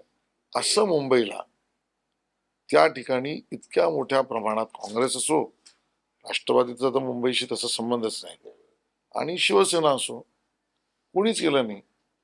आम्ही अजूनही नीट आणि विनम्रतेने मांडलं पाहिजे. म्हणजे हे आधार विस्तारीकरणाचे होतात. 2, मुंबईच्या विषयांमध्ये तशा अर्थाने आम्ही नेते गमावले. आम्ही प्रेमकुमार शर्मा गमावला, आम्ही रामदास नाईक गमावला, आम्ही गुंड टोळ्यांच्या मध्ये, आता कोणाचं नाव नाही घेत, गमावले असं नाहीये. त्या ठिकाणी असलेल्या अनधिकृत बांधकाम, दाऊदच्या इमारती ह्याविरुद्ध लढणारा प्रेमकुमार शर्मा आम्ही गमावला. त्या ठिकाणी असलेल्या रॅकेटिंग चाललेल्या मोकळे भूखंड घ्या किंवा त्याच्यावरच्या बांधकामाच्या विषयामध्ये सातत्याने बोलणारा रामदास नाईक आम्ही गमावला. मुंबईसाठी आम्ही लोक, आमचे नेते गमावले. त्यामुळे मुंबईकरांसाठी, मुंबईसाठी खऱ्या अर्थाने संघटनाही बांधलं. वैचारिक म्हणजे आता उदाहरण दाखल वैचारिक मुद्दा घेऊन बॉम्बेचं मुंबई राम नाईकांनी केलं, नाही अन्य कोणी केलं. ह्या पद्धतीपासून सगळ्या मुद्द्यांवर केलेलं आम्ही काम अजून सक्षमतेने पोचवलं पाहिजे, आणि तोच आमच्या विस्तारीकरणाचा आणि लोकांना आमच्याबरोबर घेण्याचा आधार आहे. त्यात आम्हाला कुठेतरी आमची गोष्ट पोचवण्यामध्ये तुमची सहायता मिळाली तर जास्त उपयोग होईल. ते एक म्हणजे परत एकदा वैयक्तिकच हो बोला ना, काय अडचण नाही. वैयक्तिक म्हणजे माझ्यावर. हा, आशिष शेलार हा संघटनेसाठी माणूस हवा आपल्याला, सरकारसाठी नको, असं का होतं? आता याचं उत्तर निर्णय करणार देऊ शकतील. म्हणजे जेव्हा कोणाला तुम्ही निर्णय करताना बोलवाल तर विचारा, आणि मी लोक सतत वाचेन. असं आहे, संपादकांना तू चुकतोयस म्हणण्याचा पाप मी नाही करणार, आणि तेवढं धारिष्ट पण नाही माझं. नाही, पण मी तुम्हाला एवढंच उत्तर नक्की सांगेन, आय एम एन्जॉय. असं आहे की भाजपमध्ये असं पण म्हणजे मला व्यक्तिशः तुम्ही विचाराल ना, तर मला भाजपने जेवढं दिलंय, खरं तर बऱ्याच आमच्या सहकाऱ्यांवर अन्याय केला की असं वाटत, इतकं दिलंय. I feel for them, others, my other को लिडर्स किंवा माझ्यापेक्षा एक स्टेप पुढे असलेल्या नेतृत्वाला. कारण मला सांगा, 16.5 वर्षी तुम्हाला नगरसेवक केलं, 28व्या वर्षी तुम्हाला चेअरमन केलं, 31व्या वर्षी तुम्हाला गटनेता केला, 32व्या वर्षी तुम्हाला विधानसभा लढवली, त्यानंतर तुम्हाला गटनेतेपदी ठरलं, तुम्हाला 33-34व्या वर्षी मुंबई अध्यक्ष केलं, 35व्या वर्षी विधान परिषदेवर नेलं, 37व्या वर्षी तुम्हाला आमदार केलं, पहिल्याच टर्म मध्ये तुम्हाला मंत्री केलं, मला पहिल्या टर्म मध्ये मंत्री केलं. आणि मुंबईत एकही 1980 पासून असा कार्यकर्ता नाही की ज्याला 3दा अध्यक्ष केलं मुंबईचं. मला 3दा अध्यक्ष केलं. मला एका अर्थाने सध्या टॉप्स जी ऑलिम्पिक मध्ये प्लेयर्स सिलेक्ट करून देशभरामध्ये ज्यांना पुढची नाही त्याच्या पुढच्या ऑलिम्पिकसाठी मेडल मिळवणाऱ्या रचना यंत्रणा उभा करणाऱ्या, ज्यात करोडोचं बजेट आहे, अशा मोठ्या टॉप संघटनेवर मला ऑलिम्पिकच्या सरकारने नेमलं. पक्षाची मला मदतच झाली. BCCIचा मला ट्रेजरर केलं, IPLचा गव्हर्निंग काउन्सिल मेंबर केलं. पक्षाने नेमलं असं नाही म्हटलं ना, तर उद्धवजी देवर परत म्हणते पक्षाची मदत झाली असं म्हटलं. तर मला वाटतं एवढ्या कमी काळामध्ये मला विदेशात पाठवलं अमेरिकेसारख्या देशामध्ये शिकायला, तर मला असं वाटतं मी समाधानी आहे. But always people can analyse. माझा माझं असं नाही, म्हणजे हा प्रश्नाचा रोग अशा अर्थाने होता की आशिष शेलार हा माणूस म्हणून एवढं लिहिल्यावर लोक उद्यापासून माझ्या विरोधीच होतील एवढं खाली तर याला कमा केवढं दिलं हे दाखवत बसेल. असा तुमच्या पक्षातल्या इथल्या नेत्यांवर आरोप केला जातो की त्यांना जे स्पर्धक असू शकतील त्या सगळ्यांची दिल्लीला रवानगी केली जाते. मग कोणावरती काय वगैरे मी सांगायची गरज नाही. असं विनोद काय तावडे असतील, पंकजा असं असतील, काय नाही, त्यांच्यावर अन्याय करू नका. मला तसं आशिष क्षेत्राच्या बाबतीत होत आहे का हा प्रश्न आहे. पण असं असतं तर ते झालं असतं ना. महाराष्ट्रातले निर्णय देवेंद्रजींच्याच कन्सेंटने होतात, त्यामुळे असं काही खरं नाही देवेंद्रजींवर अन्याय करू नये. हे खरं आहे ना की पण देवेंद्रजींवर अन्याय करू नये विधान खूप छान आहे, पण त्यांच्यावरती अन्याय तुमच्या पक्षानेच केला असं नाही का वाटत? कुठल्या विषयात देवेंद्र नाही, देवेंद्रजींनी पक्षाला न्याय देण्यासाठी कमीपणा केला घेतला म्हणजे त्याच्यावरती अन्याय झालाच नाही नाही. काय असं नाही. देवेंद्रजींच्या या भूमिकेचं कौतुक करावं तेवढं कमी आहे, कारण त्या सगळ्या घटनाक्रमात मी होतो. पण त्यांनी स्वतःचा कमीपणा हा पक्षाला, पक्ष कार्यकर्त्याला, विचाराला न्याय देण्यासाठी घेतला. मला वाटतं शिकण्यासारखं आहे. आणि हे भाजपमध्ये शिकण्यासारखं काही कार्यकर्ते आहेत, देवेंद्रजी त्यातले आहेत. म्हणजे मला हे प्रामाणिकपणे वाटतं. नाही, पण ते आशिष शेलार या व्यक्तीविषयी असा एक जो आक्षेप भाजपमध्ये जे असे परंपरागत कडवे भाजपमध्ये असतात ना, म्हणजे आता कडवे म्हणजे काय असं विचारायला नको, तर त्यांचं असं म्हणणं असतं की Ashish is he follow the Vajpayee style, म्हणजे सर्वपक्षीय संबंध, सगळ्यांची नाही, दोस्ती. पण अरुण जेटलींचे पण होते, पण अरुण त्याच्या- जेटलींची होते. त्याच्या पुढे पण ऑफकोर्स ते माझी तुलना मी त्यांच्याशी नाही करत आहे, पण माझा हा स्वभाव आहे.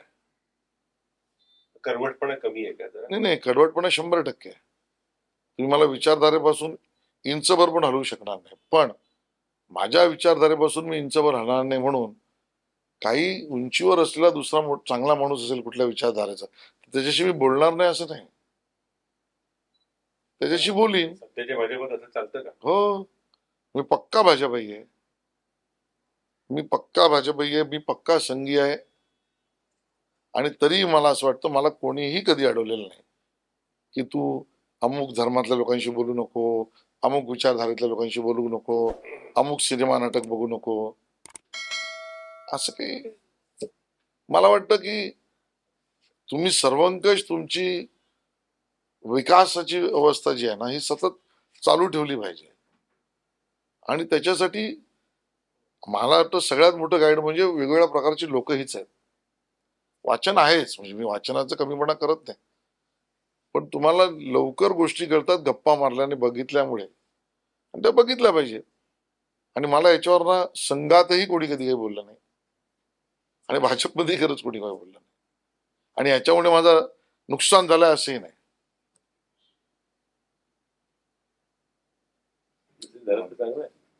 नसेल झालं तर चांगलं आहे. अजून तरी झालेलं नाही.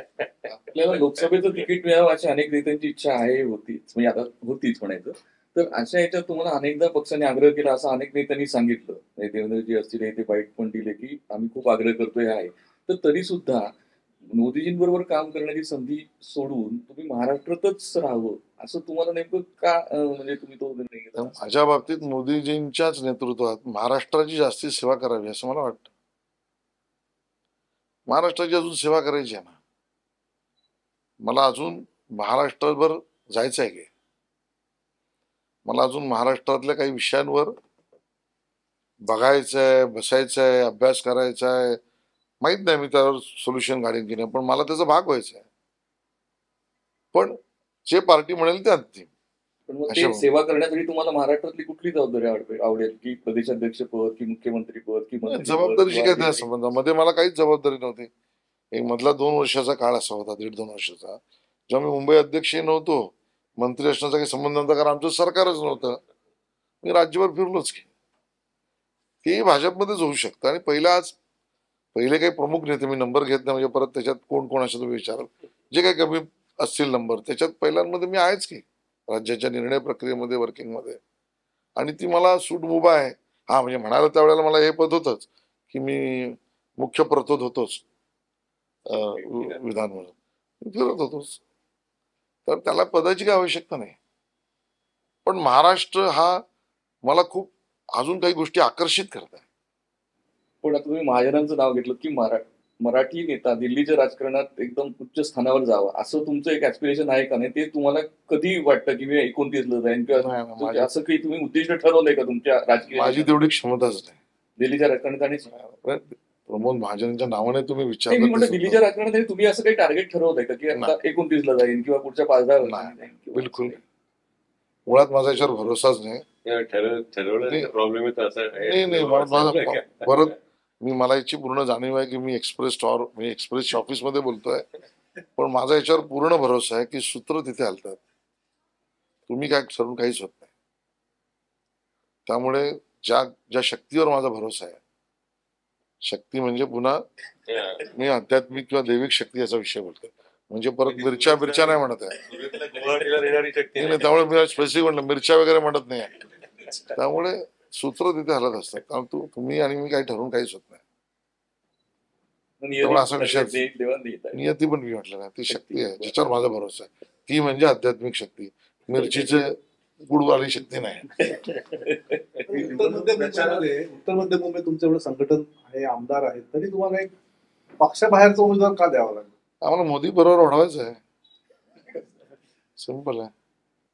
शरद साहेब, प्रचारासंदर्भातला एक प्रश्न होता की आता या प्रचारामध्ये अबकी बार 400 पार आणि मोदींना पंतप्रधान ते सगळ्यांना करायचं, त्याच्या व्यतिरिक्त भाजपकडे काय मुद्दे आहेत? 100% मुळात मुद्दा आमचा विकसित भारत मुद्दा आहे. 2047 पर्यंत विकसित भारत ह्या विषयावर मोदीजींनी स्वतःही सांगितलंय. आम्ही त्याच्यावर आमचे संकल्प पत्रात त्याचं रिफ्लेक्शन केलंय. 2 वर्षापासून याच्यावर काम होत होतं. जवळजवळ 22-23 हजार युवकांनी काम केलंय. डिपार्टमेंटल काम झालंय. ज्यावेळेला आपण 100 वर्ष देशाची पूर्ण करू स्वातंत्र्याची, त्यावेळेला we should be a developed country, not developing country. मग ते कुठल्या व्हर्टिकलमध्ये काय काय करायचं, त्यातले उद्दिष्ट काय आहेत, इमिजिएट उद्दिष्ट काय आहेत, लॉंग टर्म उद्दिष्ट काय आहेत, याच्यावरचाच अजेंडा हा आमचा तिथला महत्वाचा अजेंडा आहे. आणि तो लोकांपर्यंत घेऊन जाणार आम्ही. जास्त आता प्रचारावर त्या बातम्या जास्त याच्यावर आहेत. काँग्रेसचा जो जाहीरनामा आहे त्याच्यावर जास्त टीका होते प्रचार. नाही मुळात असा मुद्दा आहे ना, पूर्ण भाषण ऐकलं तर आपल्या लक्षात आहे.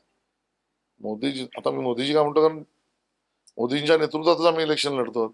मोदीजींचं तुम्ही जर पूर्ण भाषण ऐकलं तर त्यातला विकसित भारत आणि त्यांनी केलेलं काम याचा काय म्हणतो आपला वेळ हा जवळजवळ 60-70% आहे. आणि बरोबर आहे, 30-40% समोरच्यांनी केलेला आरोप आणि त्याच्या चुकांवर बोललंच पाहिजे. ते बोलतात, बातम्या त्याच्या होतात, पण तिथे जमलेल्या मतदारांपुढे सगळाच विषय एकत्र जातो, ज्यामध्ये 60-70% विकसित भारत आणि केलेलं काम याच्यावर ते बोलतात. आपण आता ते पक्ष कसं स्वीकारतो वगैरे सगळी चर्चा आहे.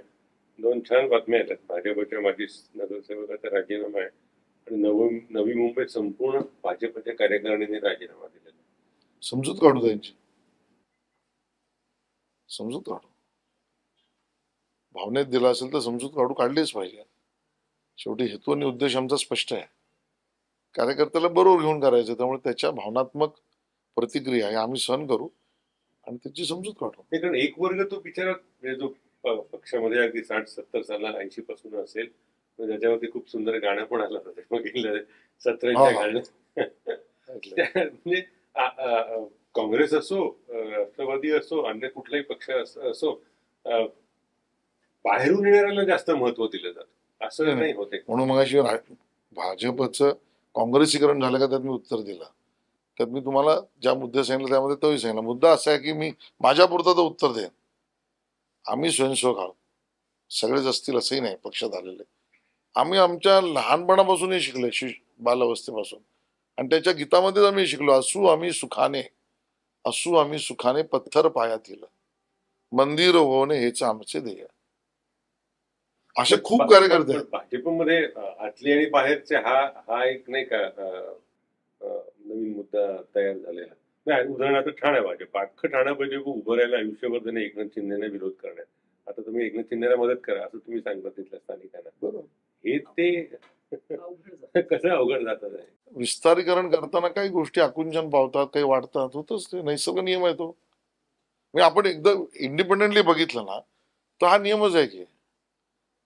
आणि म्हणून मला असं वाटतं की हे हा प्रश्न नाही असं मी म्हणणार नाही, पण त्याला केडरला, कार्यकर्त्याला पुन्हा आपला उद्देश काय, आपण हे सगळं सुरू केले कशासाठी केलंय. अशी कित्येक लोक आहेत संघामध्ये ऋषी तुल्य की ज्यांना सत्ता सोडावं, जे अजूनही स्वतःचा लिंगा स्वतः धुताय तरी म्हणजे माझ्या वडिलांच्या वयाच्या वरचे आहेत, ते कुठल्या विचारांसाठी काम करतायत. अशी जिवंत उदाहरणं त्या त्या टप्प्यावर त्याच्यासमोर आणून दिली पाहिजेत. आणि ज्याचा तो बॅलन्स क्लिअर आहे त्याला हे प्रश्न नाही पडत. हा बाहेरच्यालाही वाटू शकतं, असं काय याला वाटत नाही. म्हणजे आता माझ्यासारखे असे असंख्य लोक आहेत पक्षामध्ये की आम्हाला वाटलंच नाही ना आम्ही इथपर्यंत येऊ, कारण आम्ही असा विचार करून संघात आलो ना, विद्यार्थी परिषदेवर आलो ना, भाजपमध्ये आलो, तर ह्याच प्रोसेसने आम्हाला इथपर्यंत आणलं. अशी खूप लोक आली आहेत. पण आमचा उद्देश ज्यावेळेला क्लिअर असेल आणि विचारधारा क्लिअर असेल तर हे प्रश्न गौण ठरतात. माणसाला हे प्रश्न पडणं स्वाभाविक आहे, कारण आपण मशीन नाही आहोत. तर त्याची उत्तरं काढायची असेल तर संघात आम्हाला जे शिकवलंय की अशी आदर्श छोट्या छोट्या स्वरूपात पावलोपावली त्याला दिसले पाहिजेत असे तुम्ही निर्माण करा. भंडारी सारख्याला व्यक्त व्हावं असं वाटलंच ना माझं माझं. त्याच्या मुलाला वाटलं, पण त्यांनी नाकारलं नाही ना, त्याने ते थोडस झालंच नाही म्हणून तर हा मनुष्य स्वभाव आहे. हा. पण at the same time why Bhandari is म्हणजे माधव इज रिस्पेक्टेबल की त्याच्या मुलाने म्हटलं तर त्याने त्याच्या मुलाच्या भावना या बाप म्हणून ऍक्सेप्ट करून ते बरोबर आहेत की नाही त्याने त्याला डिनाय नाही केला. पण ते डिनाय न करताना ऍट द सेम टाइम त्या योग्य आहेत म्हणून बंडही नाही केला. म्हणून आदर्श माधवने घातला की पुत्र म्हणून त्याला असं वाटलं असेल की माझ्या वडिलांनी इतक्या वर्षांच्या म्हणजे खरंच आहे ना, तर त्याच्या वाटण्याला मी सार्वजनिकरित्या डिनायल करून मी मी मी कसा शाणा नाही तू काय मूर्ख आहेस असं नाही केलं. पण त्या भावनांच्या आधारावर सर्वसाधारणतः जो निर्णय करेल कोणी बंड किंवा त्याग किंवा राजीनामा असं माधवनी केलं नाही. मला वाटतं माधवनी आदर्श घातला. पण याचं दुसऱ्या बाजूने याचं वर्णन हेही हवं तेही नको, नाही तेही हवं असंही होऊ शकतं. नाही, मुळामध्ये हे सत्य आहे साहेब. परत मी त्याच्यावर येईल, सूत्र हलतात दुसरीकडून. आणि म्हणून हा जो पक्ष आहे ना याला तुम्ही काँग्रेसची चष्म्यातून नका बघू, याला तुम्ही शिवसेना पक्ष चष्म्यातून नका बघू किंवा त्याही पक्षांना आमच्या चष्म्यातून नका बघू. मला असं वाटतं की प्रत्येक व्यक्तीला जसं आपण म्हणतो आपल्या घरातही म्हणतो ना की माझ्या नियमाने मी माझ्या बायकोला बघणार नाही, बघू नये, तिचं स्वातंत्र्य किंवा मुलाला सुद्धा मोठं झाल्यावर त्याला त्याच्या पद्धतीनेच त्याच्या मनस्थितीने बघायला लागेल. तसंच गल्लत कुठे होते की मी समजा भाजपचा असेल तर मी माझ्या चष्म्यातूनच काँग्रेसला बघतो, असं केलं तर तो त्याच्यावर पण अन्यायच आहे की. हा सर्वसाधारण राजकीय नियमांच्या कसांवर कसा आहे तो वेगळा विषय. त्यामुळे आम्हाला तुम्ही ह्या बाकीच्या चष्म्यातून नका बघू. आणि मग जर तू बघायचं असेल तर आमच्याकडे त्याग करणारे खूप मोठी लोक आहेत. ते प्रत्येक पक्षातच असतात. मग म्हणून मी त्यांच्यावर भाष्यच नाही केलं. पण मग तसं नसेल म्हणायचं तर अजूनही तुमचा पक्ष हा पार्टी विथ डिफरन्स आहे असं वाटतं. 100% आणि त्याची टेस्टच आता आहे. तुम्ही जे म्हणाल हे वाक्य ज्या वेळेला म्हटलं पार्टी विथ डिफरन्स, कदाचित त्यावेळेला त्या पार्टी विथ डिफरन्सची टेस्ट कितपत होऊ शकले असे कमी झाले असेल किंवा झालीच नसेल. ते धोरण पॉलिसी विचार म्हणून बरोबरच होता, त्याची परिपूर्णता आत्ताच आहे ना. संसारामध्ये परमार्थाची सिच्युएशन येईल तेव्हाच कळेल. अदरवाईज पॉलिसी म्हणून बरोबरच आहे ती आता आहे. भूक लागत नाही तोपर्यंत डायटिंग करणं चांगलंच असतं. मग काय काँग्रेसला आपण घराणेशाही किंवा एक गांधी घराणं, गांधी परिवार या नावाने राजकारण केलं असं म्हणतो. वाजपेयींच्या किंवा आडवाणींच्या काळामध्ये भाजप आणि ते एक स्वय पण आपल्या प्रदेश कार्यालयात लावलेलं आहे की देश प्रथम, पक्ष आणि शेवटी मी स्वतः, असं वाक्य फक्त तिथे प्रदेश कार्यालय एक ठिकाणीच दिसतं, बाकी तसं प्रदेश. तर तसं असताना आपण आता पुन्हा व्यक्ती केंद्रित याच्याकडे चाललोय का? आता जे मोदी परिवार ते भाजप परिवार असं आपण केलं नाहीये. कुठेतरी व्यक्तिपूजा किंवा व्यक्ती केंद्रित राजकारणकडे आपण चाललोय का काँग्रेसच्या धर्तीवरती असं वाटतंय? बिलकुल नाही. कारण वाजपेयी आडवाणींचं राजकारण त्या भाजप असं केंद्रीय स्थानी. बरोबर आहे, तेच राजकारण जे अटल अडवाणींच्या काळात होतं तेच मोदींच्या काळात पण आहे. आपकी बारी अटल बिहारीच होतं. पण मोदी परिवार केलं तसं संतो के भविष्य आणि इस बारी अडवाणी असंच होतं. पण ते काय किंवा मोदी काय हे दोघेही संघटन शरण आहेत, तिघेही म्हणजे अटलजी, अडवाणीजी आणि मोदी, आणि त्या तिघांनाही राष्ट्रप्रथम आहेच. पण त्याच्यात काही बदल नाही. एक थोडासा बदल आहे तो परसेप्शन मध्ये असेल असं उत्तर असू शकतं, पण मला प्रश्न त्याच्या पलीकडे आहे की त्यावेळेला जे RSS ला संघाला जे महत्व होतं ते आता संघाला तितकं महत्व राहिलेलं नाही. संघ हा तुम्ही बऱ्यापैकी अनावश्यक अवयव या पातळीवरती नेऊन ठेवलेला आहे, आणि पूर्वी जसं संघाचं भाजपत चालायचं तसं आता भाजपत काही चालत नाही. आणि आता याचं मी उत्तर दिलं तर पुन्हा ते काँग्रेसशी किंवा अन्य चष्म्यातून न बघितलं तर मला आवडेल. याचं कारण संघ मला ऐकलंच पाहिजे, मग मी इंटरफेअर करतो का माझ्या सांगण्यावर चाला, असं संघ तेव्हाही नाही वागला, आजही नाही वागला. तर तेव्हा दत्तोपंत ठेंगडी किती वाजपेयींच्या धोरणांवर बोलत होते, किंवा माझी सर ते सुदर्शनजी ते जे बोलले होते तसंच आजही व्यक्तिगत त्यांच्याशी बोलतच असतील मोदीजींबरोबर काही लोक, अमित भाईंबरोबर बोलत असतील, नड्डाजींबरोबर बोलत असतील. मला असं वाटतं संघ त्या त्या वेळेला देशहिताला जे आवश्यक आहे ते करतो. संघाला आमचा हा घ्या डिमांड चार्ट आणि ह्या 6 महिन्यात हे करून आणा असं वगैरे हायकमांड नाही करत. संघ निरपेक्ष भावनेने ते आपला मुद्दा मांडतं. आता त्यावेळेला जेवढं परिपूर्ण करता येईल देशहितासाठी, विचारधारा हितासाठी तेवढं करतं. नाही झालं तर पेशन्स पूर्ण आहे संघाकडे. 100 वर्ष आहे. आता 100 वर्ष होतात पुढे, आता होणार आहेच की, म्हणजे एवढा मोठा देश आहे. लॉर्ड आपले economic in the long run everyone is dead हे काही संघाला मान्य नाहीये, त्याच्यामुळे पूर्ण पेशन्स आहे, संपूर्ण तपस्या आहे आणि 100% कॉन्फिडन्स पण आहे ते होणार आहे. How much concern is there on this opposition narrative on the reservation issue? क्योंकि पिछले 15 दिनों से अचानक से बीजेपी के senior leaders, top leaders, they have started talking about this कि नहीं रिजर्वेशन का कोई मुद्दा देखिए इसमें दो राय है, हाँ, मैं बताता हूँ उसमें. एक पहली बात तो उसका एकेडमिक आंसर ये है कि सफेद झूठ है जो उन्होंने चर्चा की. बीजेपी के मैनिफेस्टो में कुछ है क्या, बीजेपी के कोई राष्ट्रीय रिजोल्यूशन में है क्या? चलो जिस विचारधारा से हम आते हैं, संघ के विचारधारा रिजोल्यूशन में कुछ है क्या? है तो उल्टा कॉन्ट्ररी है, जो उन्होंने कहा उससे उल्टा है. चलो मोदी जी ने कुछ कहा है क्या, अमित भाई ने कुछ कहा है क्या, नड्डा जी ने कुछ कहा है क्या? किसी भी संवैधानिक या पार्टी के प्रमुख पद पर रहने वाले किसी ने नहीं कहा. जिस किसी ने कहा उसको भी तोड़ मरोड़ के कहा, लेकिन वो भी पक्ष की आइडियोलॉजी रखने या उनको वो अधिकार था नहीं, है नहीं, और जिन्होंने बोला उनको दंडित भी किया, कईयों के टिकट काटे. इस सफेद झूठ का प्रचार कुछ समय तक उन्होंने किया, ये बराबर है. अब इसको झूठ को झूठ कहलाना चाहिए, स्पष्ट लोगों के सामने लाना चाहिए, तो हम उसके खिलाफ या उस नैरेटिव को तोड़ रहे हैं. आपको लग रहा है कि नैरेटिव चिपक गया है, मतलब it's sticking कुछ नहीं. with people. ये हमारी पहली बार स्ट्रेटजी नहीं है. पहली बार मैं आपको बताऊं कि आप थोड़ा सा कन्वीनियंटली पीछे भी देखिए, यही चोरी और इसी प्रकार का झूठ 2014 में, 19 में भी उन्होंने किया था. चौकीदार चोरे कहा था, तो हमने कहा ना हम भी चौकीदार हैं, तो क्या छिपका था इसके लिए कहा था क्या? लेकिन सफेद नहीं, झूठ इसके इनहेरेंट टैक्स इशू. नहीं, पहले आरक्षण का कुछ रहे. I am coming to that point. Good you brought me to that point. तो इसके लिए ये पहली बार नहीं है. ऑन फ्रंटल उस विषय को सच का सच, पानी का पानी दिखाना, ये हमारी एक प्रकार से ऑनेस्टी है. आप रिजर्वेशन की बात पर झूठ बोल रहे हो, तो हम सत्य बता रहे लोगों के सामने. कांग्रेस संवैधानिक कुछ पर लिखा नहीं है उस तरीके से धर्म के आधार पर आरक्षण दे रहे हैं. इसका मतलब संविधान को तोड़ मरोड़ रहा है. और ये कर्नाटक में किया, आंध्र में पहले किया, महाराष्ट्र में भी प्रपोज किया.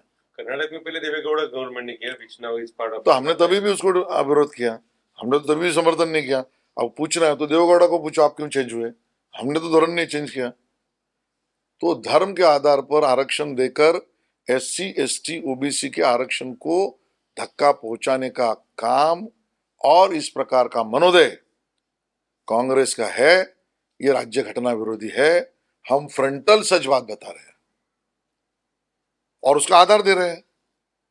आंध्र, कर्नाटक, महाराष्ट्र में भी हुआ उसका। हम तो बिना आधार नहीं बोल रहे, उस कांग्रेस पार्टी ने क्यों आधार पर बोल रहे हैं। अब इस बात को बाजू में इन्होंने जिस बात का जिक्र किया, वो बात भी हमने कौन सा गलत कहा है?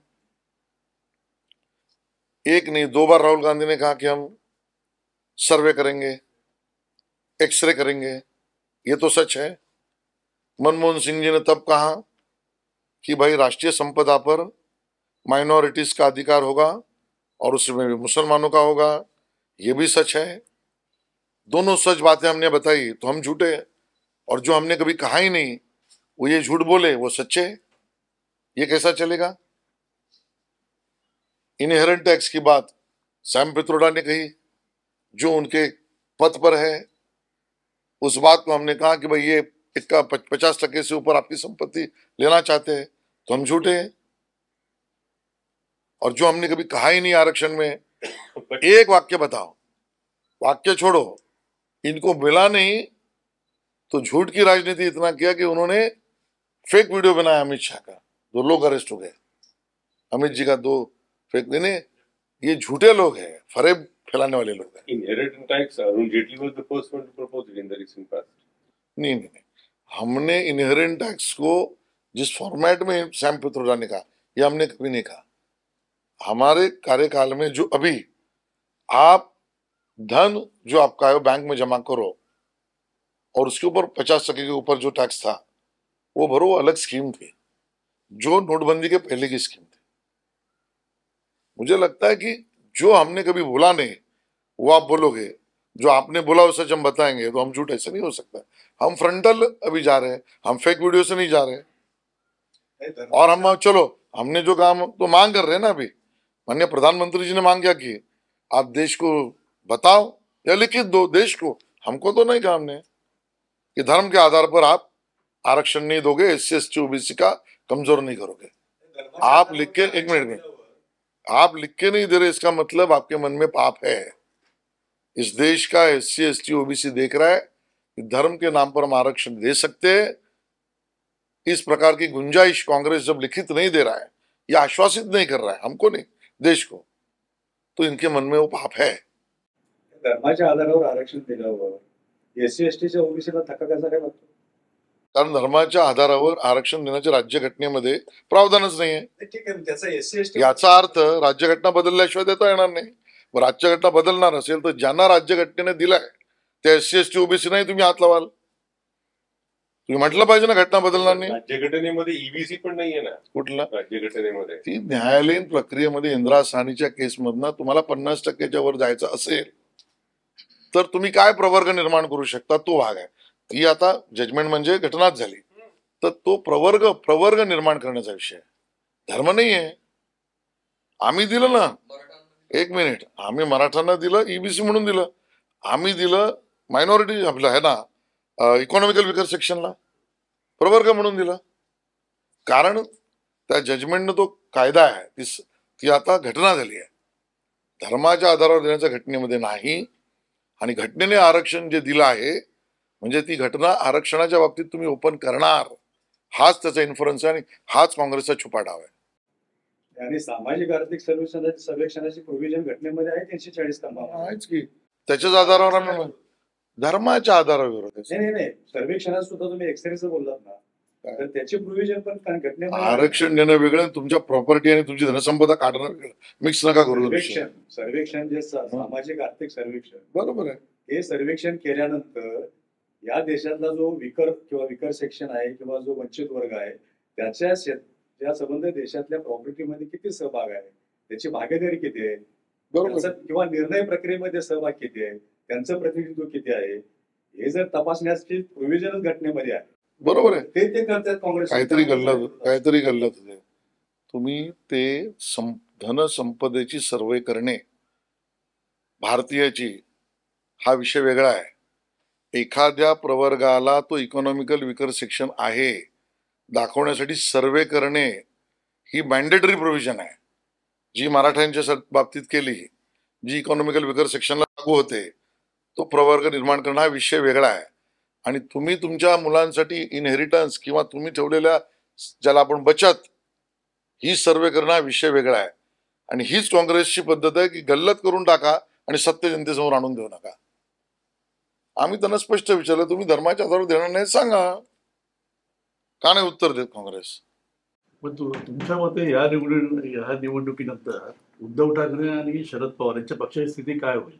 या निवडणुकीनंतर म्हणजे खरं तर आय कॅन रिएटरेट की उद्धव ठाकरेजी असं म्हणाले होते, उद्धव ठाकरेजीच म्हणले आम्ही की 45 हा भाजपने दिलेला त्यांचा देशातला आकडा आहे. आठवते तुम्हाला ते म्हणले होते? त्यांना मी नम्रपणे आव्हान दिलंय, भाजप देशात 45 वर गेलं तर तुम्ही राजकीय निवृत्ती घेणार का, किंवा घेतली पाहिजे. आणि मी प्रति आव्हान असं दिलं, कारण आव्हान एका बाजूने असू शकत नाही. तुम्ही आमच्या बरोबर होता तेव्हा 18 होता, आता तुम्ही 3 पक्ष म्हणून 18 आले किंवा 18च्या वर गेले तर मी निवृत्ती घेईन. त्यामुळे निवृत्तीचा खेळ आपण त्या दिवशी करू इलेक्शनच्या रिझल्ट नंतर. 4 तारखेला शेवटचा म्हणजे 2024च्या विधानसभा निवडणुकीनंतर, आज लोकसभेचं म्हणत नाही, ऑक्टोबर नोव्हेंबरला ज्या विधानसभा आहेत त्याच्यानंतर आशिष शेलार त्यांना कुठे बघायचं, कुठे असतील असं आशिष शेलारांना वाटतं?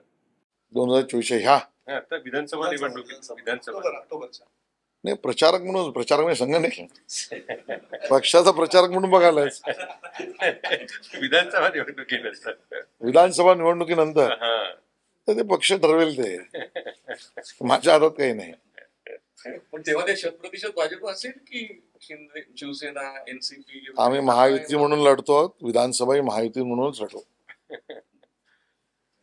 विस्तारीकरण नाही होणार का? हा? विस्तारीकरण संघटनेचं विस्तारीकरण करणारच की आम्ही करणार. त्यांनाही अधिकार आहे, शिवसेनेलाही, राष्ट्रवादीलाही, आरपीआयलाही आहे. म्हणतातच रामदास आठवलेजी माझा राष्ट्रीय पक्ष, नागालँडला 2 खासदार आहेत, कुठे खासदार नाही, सॉरी आमदार आहेत, असं असं ते म्हणतात. तेव्हा त्यांनाही संघटना वाढीचा आहेच की अधिकार. पुढचं टार्गेट आरपीआय का आपलं? कशाबद्दल? आरपीआयचा काही गरज नाही. नाही, आरपीआय आमचा एवढा सच्चा मित्र आहे, विचार जातच नाही नाही नाही नाही, त्यांच्यासारखा दिलदार प्रामाणिक रामदास आठवलेंसारखा मित्र नाही, आणि त्यांच्यामध्ये विश्वासघातकी उद्धवजींसारखा नाही, पणा नाही, आणि लबाडीपणा पवारांच्या पक्षासारखा नाही.